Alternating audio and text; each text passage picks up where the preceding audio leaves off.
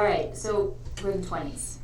And we thought we had a new woman at the turn of the century, at the end of the 1890s, early 1900s. The flapper is going to blow that out of the water.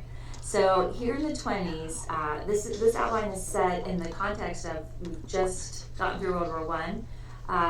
It was unlike anything anyone could have imagined. We're only in it for a year. We lose over 100,000 people. And then right as the war is nearing its last, kind of its final stages, there's going to be an influenza epidemic, 1918 influenza epidemic, that in the United States alone is going to kill 700,000 people. So more people than died in the U.S. Civil War. And now that you're also experiencing a worldwide pandemic, you may have heard of this one in 1918. Prior to 2020, most students hadn't heard of this 1918 influenza epidemic.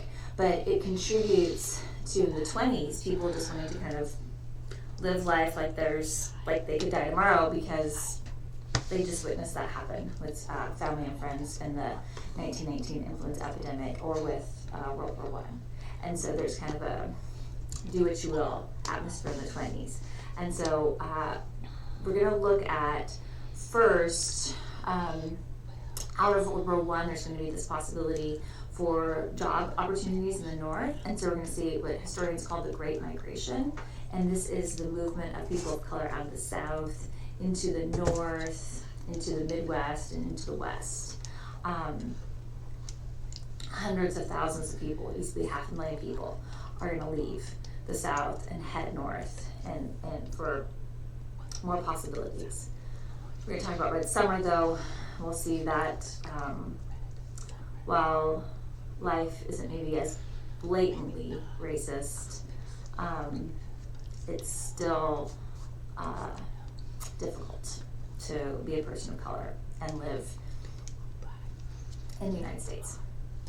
We will talk about the Harlem Renaissance, though, one kind of silver lining of this Great Migration. And then the bulk of this outline is trying to look at that, like how different things are for women in the 20s. We'll talk about sexuality. We're going to see sexuality in the context of the flapper. We're going to see sexuality like dating. We also, when I talk about women, what's going to happen in this period is sexuality is going to be defined as like normal, what sexuality is normal and what is not. And so we'll talk about how lesbian women fit into these new conversations. We're going to see that the flapper also becomes very connected to consumerism. Again, you know this today in terms of the role of using sexuality to sell products. Miss America pageant. It's not a coincidence that women get the right to vote, or white women get the right to vote in 1920, and then in 1921 we get the Miss America pageant, where we literally put women up against one another, where they're judged solely on how they look. So we'll talk about that, and then finally there we've got all these conversations about sexuality, but women still don't have control of reproductive health. So that those discussions about contraception that we looked at way back in the 1830s, 20s with Madame Restell and the Code of Domesticity, we're going to see continue here with Margaret Sanger.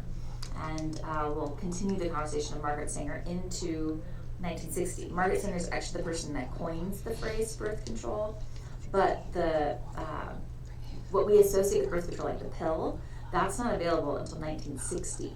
So we still got a ways to get there. We're only in 1920. So again, some of these threads are going to continue through. All right, take care.